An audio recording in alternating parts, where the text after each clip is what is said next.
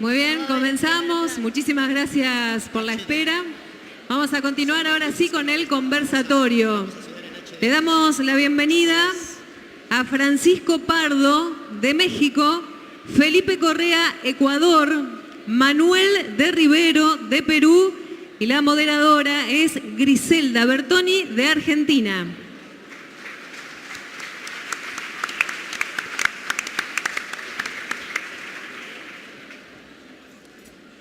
Bueno, buenas tardes. ¿Sí me escuchan? ¿Sí? ¿Sí? ¿Perdón? Nada, empieza Felipe. Sí. Bueno, primero que nada, muchísimas gracias a Ginés, a los organizadores de la Bienal. Estoy encantado de estar aquí en Rosario y poder conocer esta gran ciudad enfrente del Paraná. Y un poco para... ¿podemos poner la presentación? Un poco lo que me gustaría compartir con ustedes el día de hoy es un proyecto que hicimos dentro de una plataforma de investigación aplicada en la Escuela de Diseño de la Universidad de Harvard, que investigaba el potencial urbanístico de la introducción de la primera línea de metro en la ciudad de Quito. La ciudad de Quito hoy por hoy está en un proceso extremadamente interesante, en donde una línea de metro, 22 kilómetros, 15 paradas, está siendo introducida la primera línea de metro en la historia de la ciudad, el metro más alto del mundo, a 3.000 metros de altura. Y un poco el proyecto nace de entender el rol de las infraestructuras compuestas en la ciudad contemporánea el día de hoy. No creo que están funcionando las imágenes.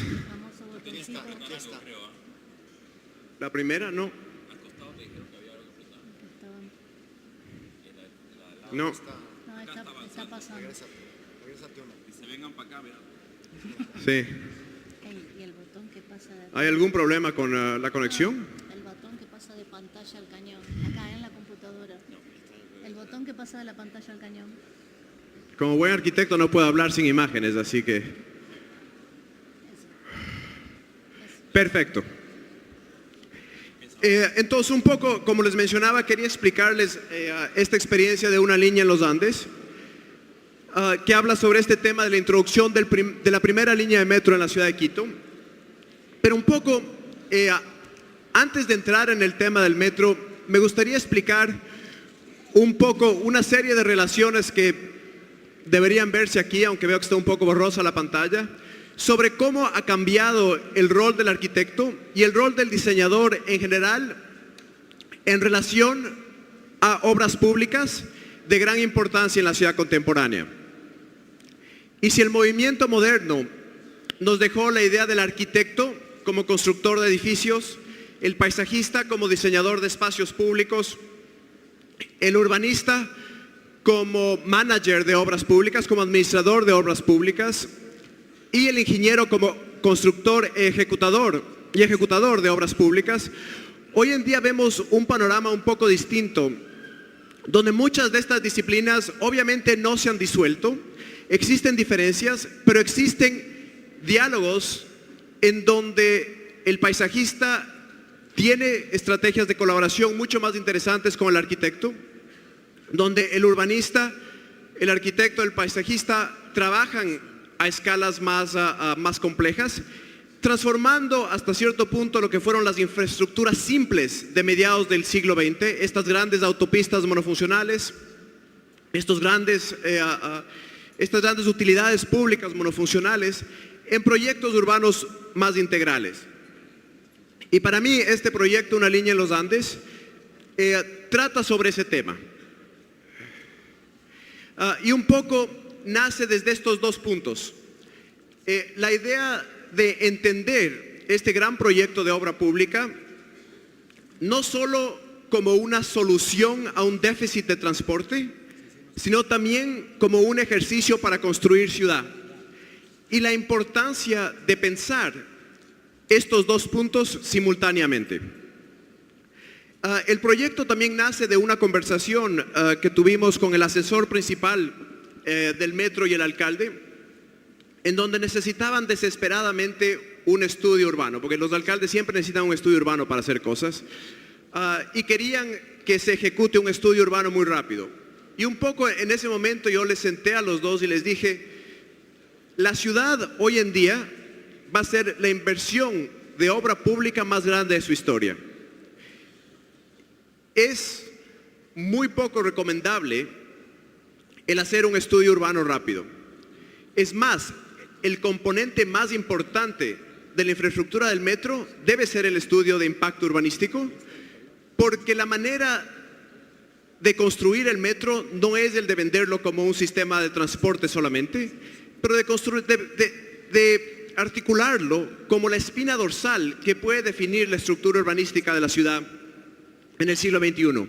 Y de ahí nació esta colaboración con la empresa pública, Metro de Quito, la Universidad de Harvard y conmigo. Y un poco, aquí ven en la pantalla, ahí está una línea. Aquí ven la línea en la topografía, aproximadamente 3.000 metros de altura, siendo construida desde el sur, desde el sur de la ciudad hacia el norte, acaba en lo que es el antiguo aeropuerto Mariscal Sucre, en una ciudad completamente consolidada. Entonces, para mí hasta cierto punto, el objetivo principal de este proyecto no era solo el de entender los potenciales del metro, pero también poder entender cómo una ciudad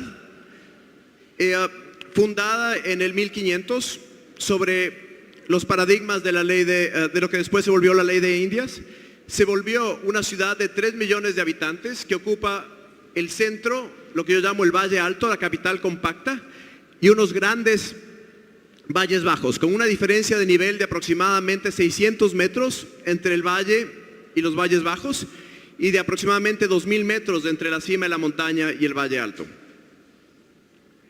Y lo primero que empezamos a desarrollar es una serie de dibujos, tal vez unos dibujos más personales, que empezaban a visualizar la ciudad, una ciudad que en perspectiva es extremadamente continua, porque uno siempre tiene panoramas muy amplios, muy extensos de la ciudad. En realidad es una ciudad muy descontinua, en donde el proyecto de ingeniería, el proyecto de construir puentes y rellenos ha tenido un rol importantísimo en el desarrollo de la ciudad. Desarrollando una ciudad que hoy por hoy ocupa el centro histórico en este punto, lo que yo llamo la ciudad, la capital compacta, que es aproximadamente 30 kilómetros lineales, y luego el desarrollo de los nuevos valles, que incluye, esto no está funcionando, pero que incluye el nuevo aeropuerto que acaba de abrir en la zona este de la ciudad. Entonces, para nosotros el trabajo estaba dividido en dos partes. Primero, el construir una biografía gráfica de la ciudad, entender cuál ha sido la evolución de la ciudad. Y uno de los primeros dibujos que hicimos es este, que parece muy sencillo, pero en verdad es extremadamente complicado, que es un plano Noli del centro histórico, para poder entender la estructura urbana del centro y el valor de lo que es uno de los centros históricos más importantes de América Latina. Para mucha gente que vive en Quito, sí, tenemos un centro bonito, pero no creo que han visto dibujado ni reflejado en papel el valor de cómo la institución en los primeros siglos religiosa, luego laica, construyó uno de los centros históricos más importantes de América Latina. Aquí podemos ver este dibujo, un inventario de lo que es el patrimonio de los edificios históricos del centro, y luego un estudio más morfológico que nos empieza a decir cómo la manzana monástica de 100 varas por 100 varas, la manzana ideal que acomodaba el tamaño de un monasterio, fue fragmentada, primero en 2, después en 4, después en 8, para ir acomodando diversos tejidos urbanos dentro del centro.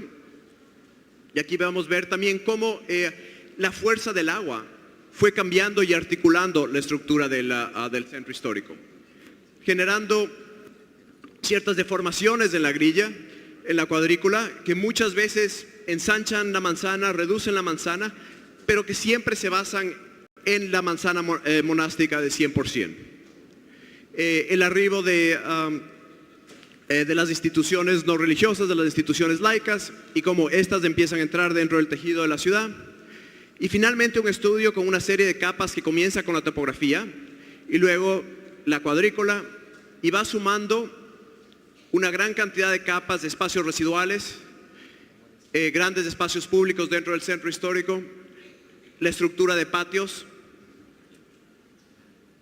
los edificios religiosos que nos dan la estructura y la morfología del centro histórico de hoy, resaltando manzanas como estas, por ejemplo, donde tipología y morfología generan un síntesis único. De eso pasamos a un análisis de lo que es la ciudad compacta, la extensión de la ciudad del siglo XX, extendiéndose más o menos desde 1930 y consolidándose hasta el día de hoy, lo que es de este gran valle lineal, y empezar a entender un poco cuál ha sido la historia y la estructura de estas del crecimiento de la ciudad, investigando mucho proyectos de vivienda como este en el sur de la ciudad, en donde la manzana de 100% desarrolla una estructura de semi-autoconstrucción muy interesante. Y finalmente, una serie de dibujos y de estrategias que empiezan a entender ya la estructura del metro desde una perspectiva más regional, entendiendo cómo esta nueva infraestructura se empieza a entrelazar no solo con la ciudad alta, pero con toda la estructura del valle, el aeropuerto antiguo, el aeropuerto nuevo, diversos sistemas que cruzan a escala regional. Por ejemplo, estos son los 3 oleoductos principales que llevan petróleo desde el Amazonas a ser refinado en el Pacífico, de los cuales 2 pasan por el sur de la ciudad, algo que muy poca gente conoce. La estructura de los sistemas en red y qué está conectado, qué está desconectado dentro del valle, los sistemas de transporte existentes, y hay una gran cantidad de capas. De estos dibujos estoy enseñando pocas. Aquí nos presenta la suma de todos estos sistemas. Y finalmente un dibujo sintético que creo que presenta una de las problemáticas más grandes de Quito, que es que si bien existe la línea del metro que está siendo propuesta, para mí el día de hoy existen dos líneas en la ciudad que son importantísimas. La primera es la línea del metro, pero la segunda es del río Machángara. Si uno pregunta a cualquier persona que vive en Quito si la ciudad tiene un río, la mayoría de gente va a decir no, porque no tenemos un río tan importante como el Paraná. Pero la verdad es que Quito tiene un río, pero es un río que siempre ha sido un río lateral, un río extremadamente contaminado, un río donde toda la industria pesada drena sus aguas. Pero hoy por hoy la figura de la ciudad está cambiando de ser una figura lineal a ser una figura en 8, en donde este gran espacio del río se vuelve un espacio muy protagónico en la ciudad. Y para mí, a futuro, los 2 elementos que deben organizar la ciudad es la línea de metro, pero también la reestructuración del río. Y esto era lo que discutíamos mucho con el alcalde, porque el alcalde nos decía, sí, hay que hacer una planta de tratamiento de aguas para el río Machángara, pero ningún alcalde la quiere hacer, porque las plantas de tratamientos cuestan mucha plata y recogen muy pocos votos. Y tiene toda la razón. Pero a final de cuentas, el proyecto tiene que articularse como una recuperación del río, en donde la planta de tratamiento de agua se vuelve un componente más de un sistema integral paisajístico mucho más amplio. Y si se lo articula de esa manera, la ciudad va a responder de una manera muy distinta al proyecto paisajístico de recuperación del río. Finalmente, después de esta serie de capas, 7 minutos, bueno,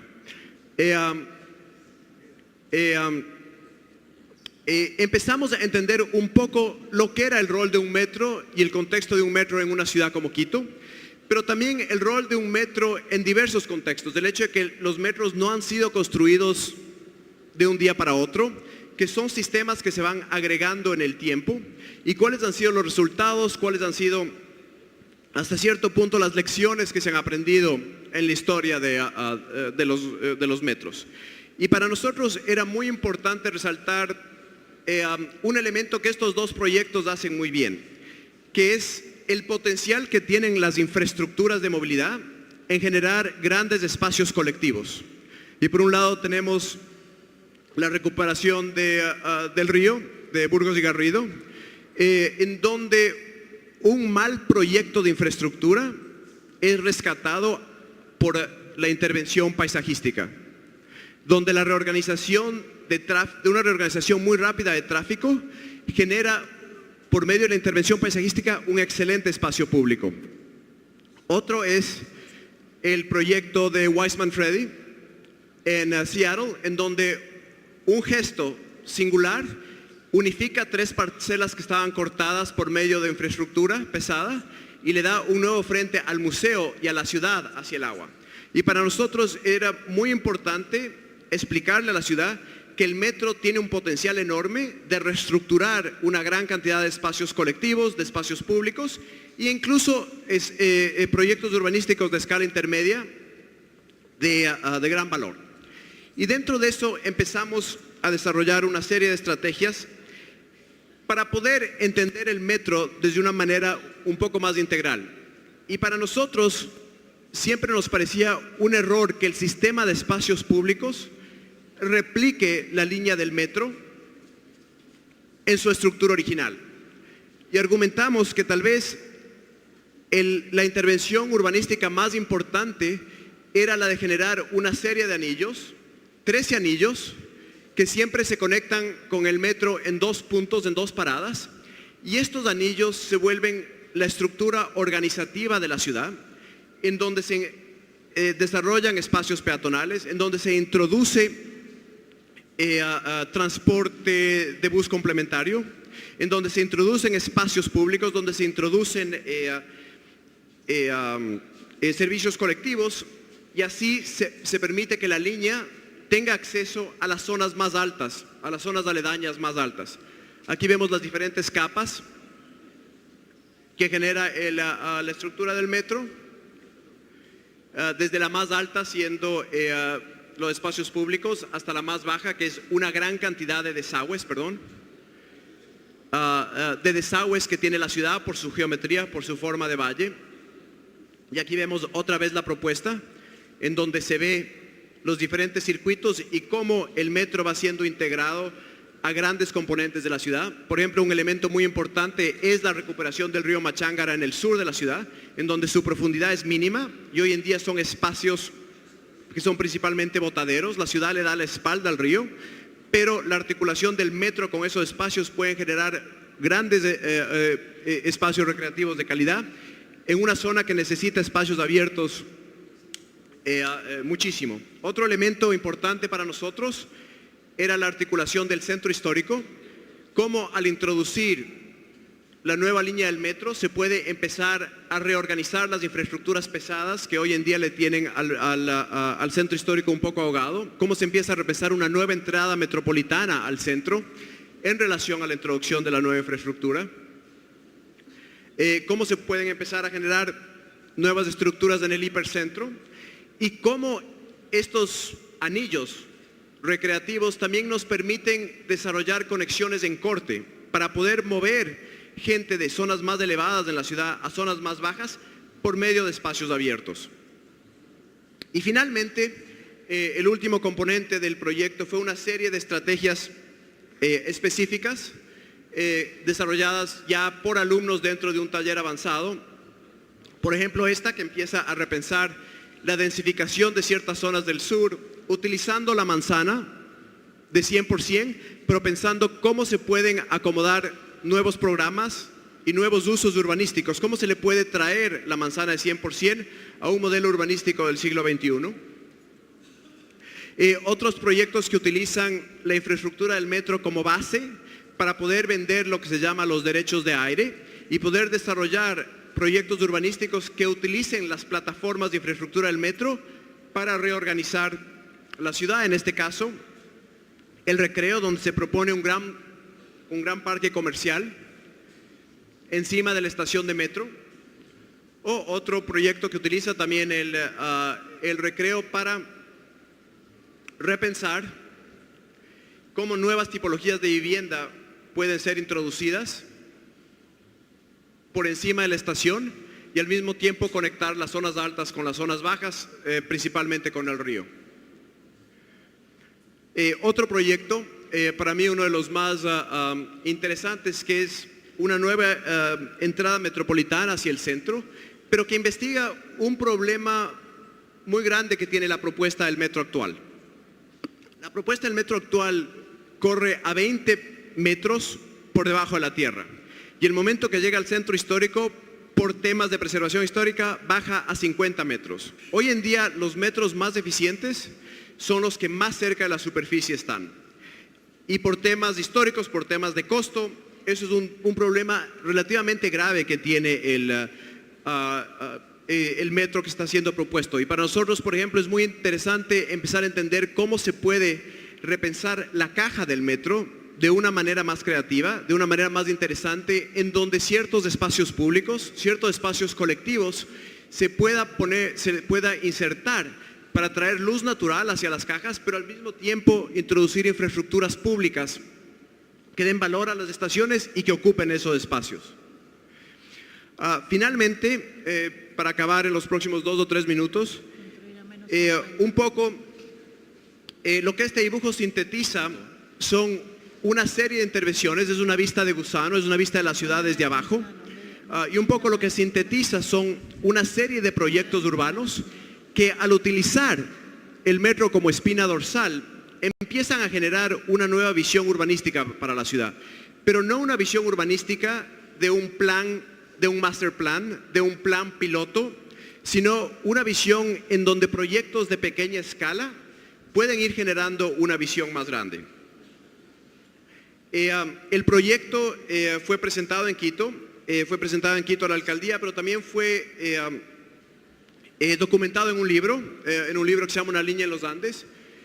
Y para nosotros, dentro de este libro, también fue muy importante traer a arquitectos, a críticos de toda América del Sur, que hablen sobre la ciudad, pero también sobre el proyecto. En este caso, un ensayo de Martín Cobas que habla sobre Guillermo Jones Odriozola, un arquitecto uruguayo que fue quien hizo el plan regulador de Quito en 1942. Una historia que era muy poco conocida, más conocida en Quito, muy poco conocida a nivel internacional, y escribió un ensayo fantástico en donde enmarca el legado de Jones Odriozola en relación al proyecto del metro hoy en día. Otro ensayo estupendo por Ana María Durán Calisto, que sabemos que anda por aquí, anda prófuga del Ecuador, así que si le ven en el público la detienen.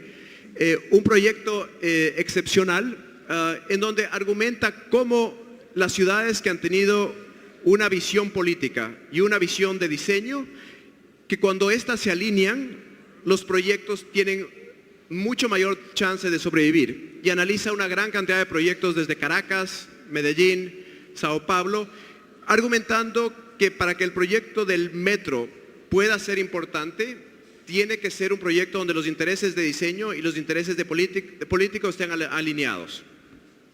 Y creo que es un argumento muy importante en el contexto del libro.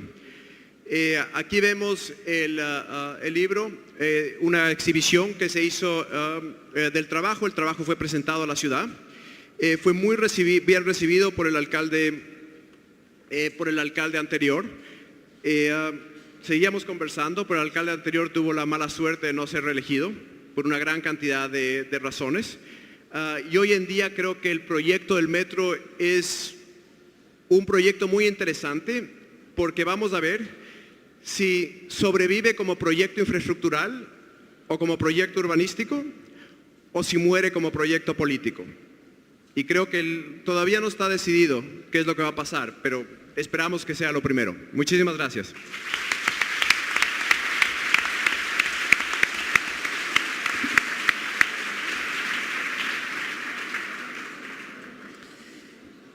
El arquitecto Felipe Correa, que acaba de exponer, es un arquitecto que tiene su sede en Ecuador y en Nueva York, dirige la maestría en Harvard y además codirige el South American Project.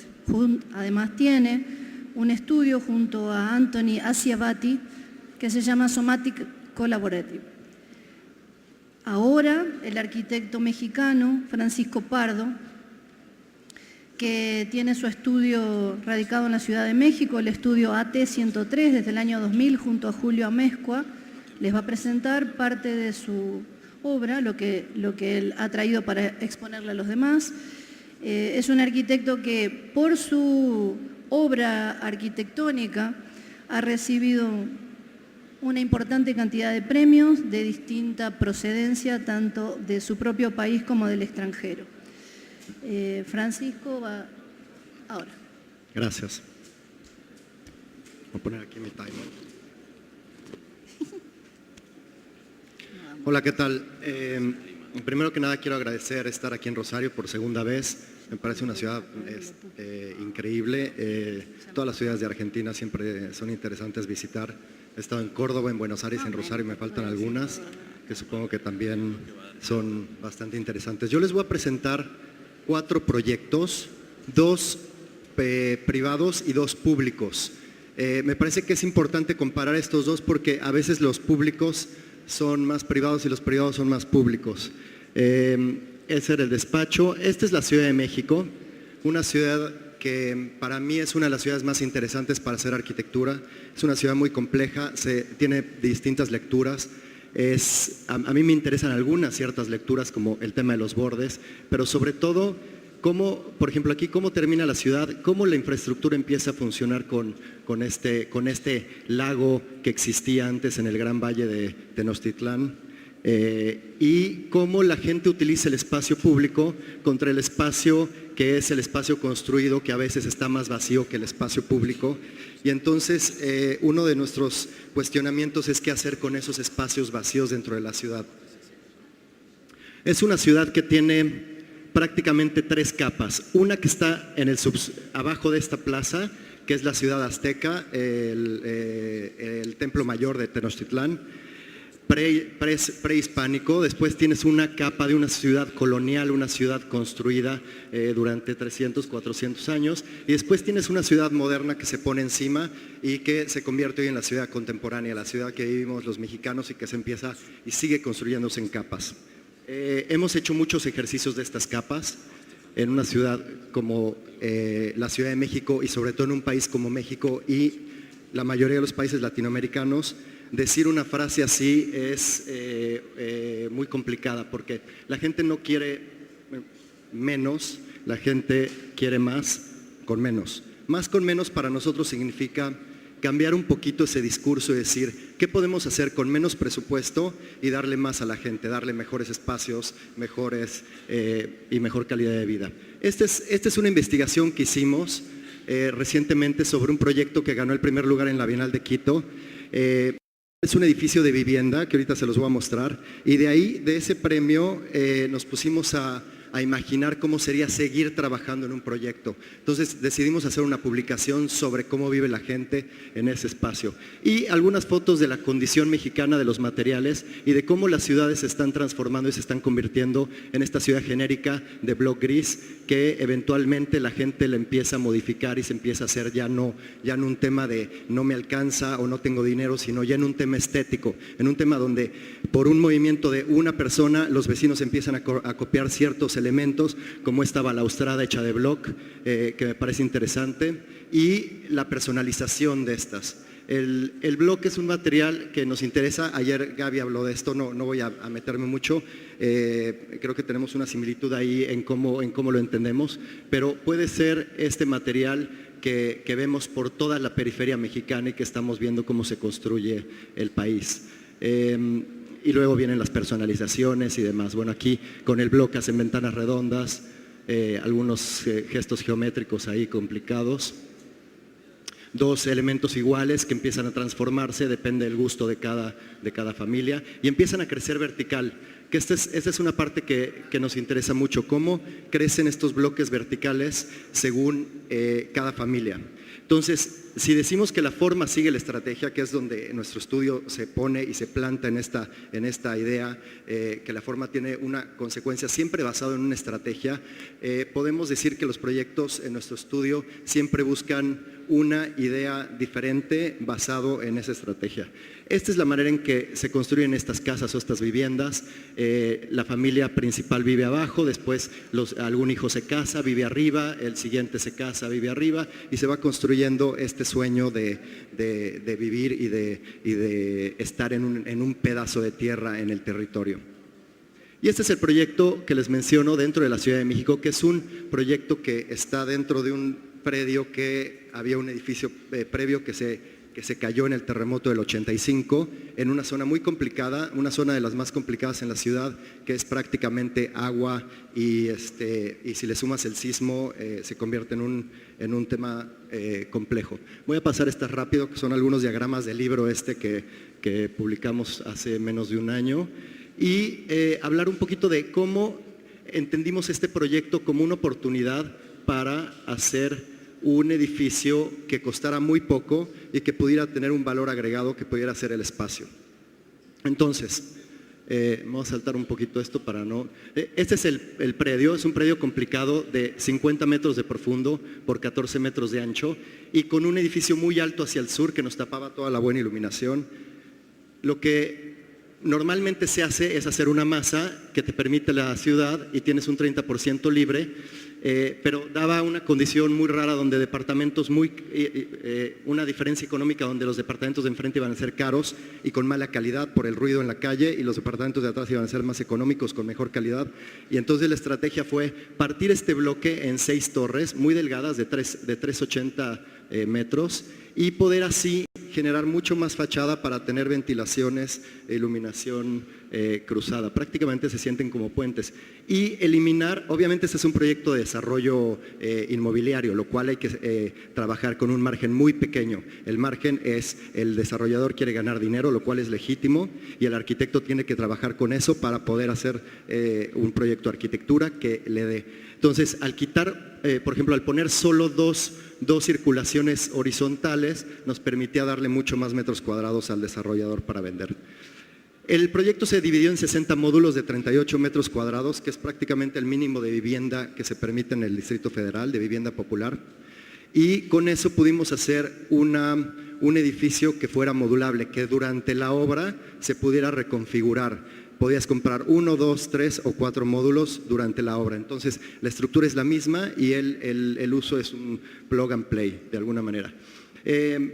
Del tema de la cimentación, creo que ayer Gaby Echegaray lo explicó muy bien, es muy complejo en la Ciudad de México. Nosotros hicimos este sistema de pocas cartelas, un cubo en semisótano, que es el estacionamiento, para permitirnos unas plantas libres donde hay 2 condiciones. Una es la de la izquierda, que es una planta sin pasillo, y otra es la de la derecha, que es una planta con pasillo, donde los departamentos cuando entres o subes o bajas. Aquí se ve la sección como en esta máxima densidad en la ciudad que te permite, hay aire entre cada uno de los departamentos y siempre hay una doble ventana en cada uno de los espacios habitables. Estas son las circulaciones interiores y la fachada, que la fachada es este elemento muy natural donde lo único que se ve es una estructura de concreto, que es el marco rígido, y los muros de bloc que dejamos así.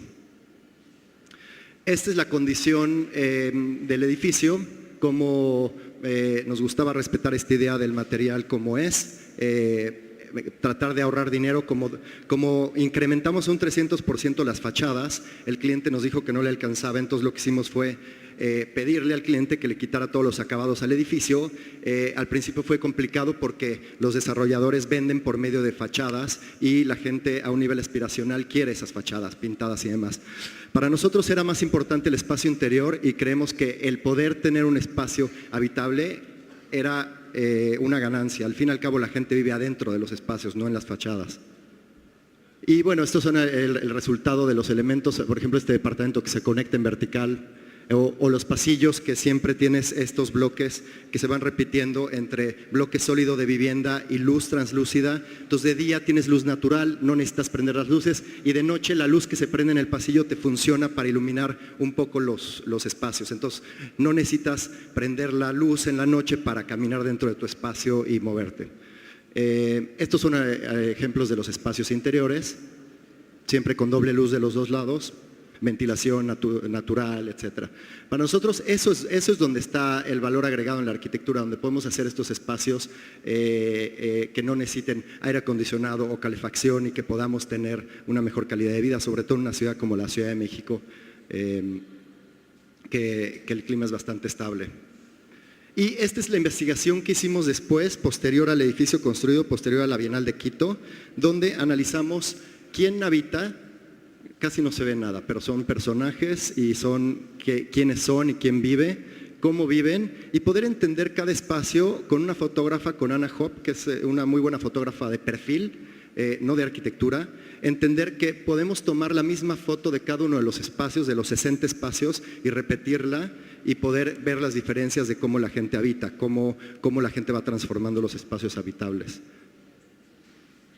Por ejemplo, las cocinas o las puertas. Y luego paso a otro proyecto rápidamente de vivienda, que esta es una imagen de Veracruz, de una iglesia que ya no es iglesia. Supongo que la gente ya no va a misa en Veracruz. Entonces me gustó mucho la foto porque ahora es un estacionamiento. Entonces, hablar un poquito del reciclaje de las tipologías cuando nos dicen en la escuela, es que te pedí una iglesia y no parece iglesia, o te pedí una casa y no parece casa. Me parece que es un poquito anticuado y podemos reciclar las estructuras y poderles dar otro valor, por ejemplo, donde estamos, ¿no? Es un edificio del siglo XIX, que es el de la derecha. Este edificio del siglo XIX estaba en muy mal estado y los clientes con los que trabajamos son los desarrolladores que no les interesa demoler edificios, les interesa comprar estructuras viejas y reciclarlas. Nos parece que son los desarrolladores con más ética en México para poder trabajar. Lo que se ve negro es los muros originales de la estructura, y lo que se ve con línea más delgadita son los muros nuevos de la intervención, y de una vivienda que era colectiva a finales por ahí de 1880 para 4 familias, que era como un condominio, se convirtió en ahora un lugar donde hay 18 departamentos. Entonces, bueno, paso rápido, ahí se ve la estructura original y ahí se ve la nueva condición arriba. Y esta es la manera en que va creciendo el edificio. La torre de atrás es una torre nueva en el patio que pusimos, que nos daba 4 departamentos más. Y comercio al frente, y poder tener esta masa nueva, que era la máxima que nos permitía la ciudad. Casi no se ven las líneas. Y luego lo que hicimos fue seguir con esto, porque el cliente compró la casa de al lado, y entonces ahora tenemos un nuevo proyecto que está en obra, que es el de arriba, y ahora sí podemos generar eso que queríamos, que este edificio, como no toca los bordes, no tiene medianeras, podemos generar 2 pasajes urbanos, uno de vivienda y uno comercial, y esos pasajes quitar las rejas y poder meter a la gente y el espacio público. Es como lo que decía Mauricio, regalarle un poquito de esas propiedades privadas a la ciudad. Este es el estado actual del edificio, como estaba, algunas de las preexistencias.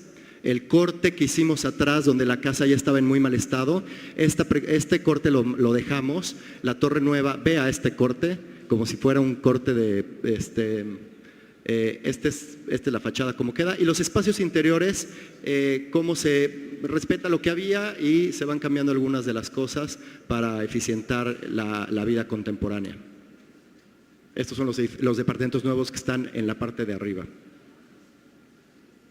Y el sistema de escaleras que está por fuera del edificio, y es un sistema nuevo que articula todas las viviendas. El comercio que está en la planta baja, el estacionamiento y algunas de los detalles constructivos, y se ve siempre esta cosa de lo viejo y lo nuevo, o lo existente y la intervención. Y luego, ya pasando a lo público, ese es un ejercicio que es más anecdótico que un proyecto, porque nos pidió el gobierno de Morelos, que es un estado cerca de la Ciudad de México, hacer un proyecto y construirlo y hacerlo funcionar en 60 días. Entonces, es en un lago muy cerca de la Ciudad de México que tuvo un auge en los 70s, en los 60s y que está en muy mal estado ahora y es una zona complicada. Esta es la carretera que va de la Ciudad de México a Acapulco y ahí hay un espacio público que no estaba en desuso, que era una pista de correr autos, autos pequeños, karts. Entonces, lo que nosotros propusimos es, primero, ¿qué tienes para que nosotros podamos hacer un proyecto? Y aparte ejecutarlo en obra en 60 días. ¿Qué nos puedes dar? Y nos dijo una de las personas ahí en el gobierno, nos dijo, bueno, nos sobran unos tubos de concreto que usábamos para el drenaje abajo de una autopista y eso tenemos. Entonces nos dijeron cuántos tenían y con eso armamos este proyecto. Hay una serie de ejes que no me voy a meter mucho ahorita, que tienen que ver con la serie de volcanes, el Popocatépetl y el Iztaccíhuatl, que están allá, y luego con el otro volcán que está en esta parte, que hacen 2 ejes y se genera un mirador. El parque tiene un programa muy claro. Es un lugar de camping, es un lugar para hacer triatlones, es un lugar de conciertos, y lo que hicimos fue prácticamente traer estos bloques y generar diferentes actividades. Uno, por ejemplo, es esta torre, donde por pura compresión se va colocando. Otro es hacer estos muros con gaviones, otro es hacer estos lugares que pueden ser de recinto ferial. Esta es la torre como queda, una escalera que la envuelve y se convierte en una tirolesa que baja una barranca casi hasta el lago. Entonces, acaba siendo un parque que la gente está usando y que eventualmente pues tendrá algunos cambios y demás. Creo que ya lo cambiaron y ya la nueva administración hizo otra cosa, pero de menos este fue el ejercicio que cumplimos con los 60 días. A ver si cumplo con mis 20 minutos hoy.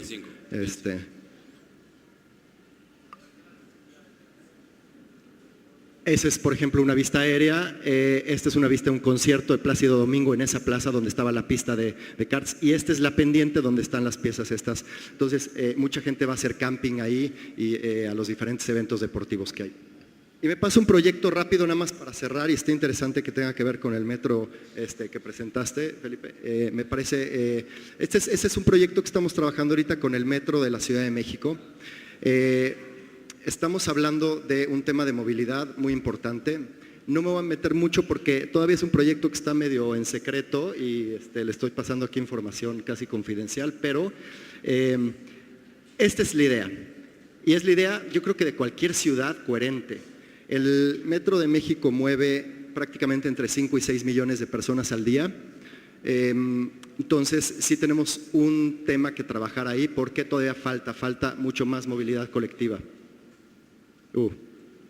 Bueno, el estudio que nos pidieron hacer es un estudio de la línea 1, 2 y 3 de potencializar las estaciones, pero no de remodelar las estaciones, sino de ver qué podía pasar arriba de esas estaciones y todo el espacio desperdiciado que tienen. Llegamos a la conclusión que en esas 3 líneas hay prácticamente 1 millón de metros cuadrados desperdiciados de uso aéreo que la ciudad permite construir. Entonces, por ejemplo, este es un ejemplo de una estación donde están todos los datos y lo que terminamos después de analizar qué tipo de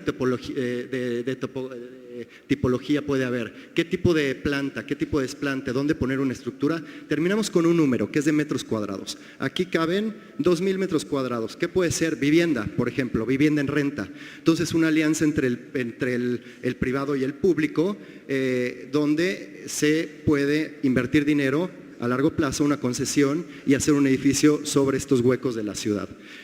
Este es un piloto que estamos trabajando ahorita en el Metro Hidalgo, en el centro histórico, que es un metro muy complicado porque tiene 4 salidas, pero está junto a una calle peatonal y entonces aquí ven exactamente lo que estamos diciendo. El metro pierde dinero, no renta bien estos locales, prácticamente está subsidiado.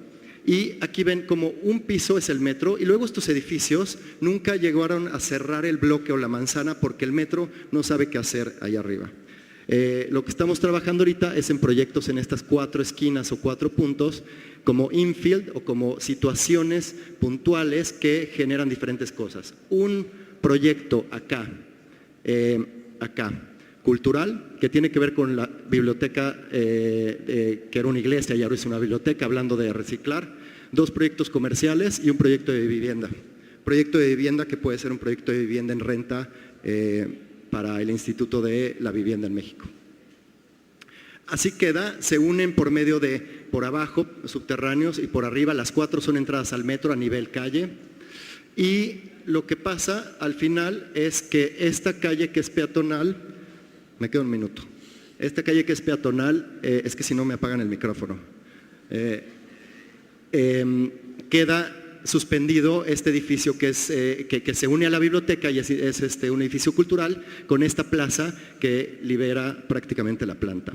O estas terrazas arriba de la iglesia conectado al edificio nuevo y de vivienda que también libera la calle de Motolinía, que es peatonal, une al metro del otro lado y tiene las bajadas al metro. Estas son las entradas al metro y esta es la idea de lo que va a empezar a pasar abajo en estas. Y son ejercicios que estamos haciendo ahorita con el metro, no son proyectos a lo mejor que todavía estén terminados, pero son pilotos que estamos viendo a quién se concesionan estos espacios, cómo se hace esa concesión a nivel legal y qué puede pasar en las 200 y tantas estaciones de metro que hay en la Ciudad de México que necesitan ese tipo de inversión. Gracias.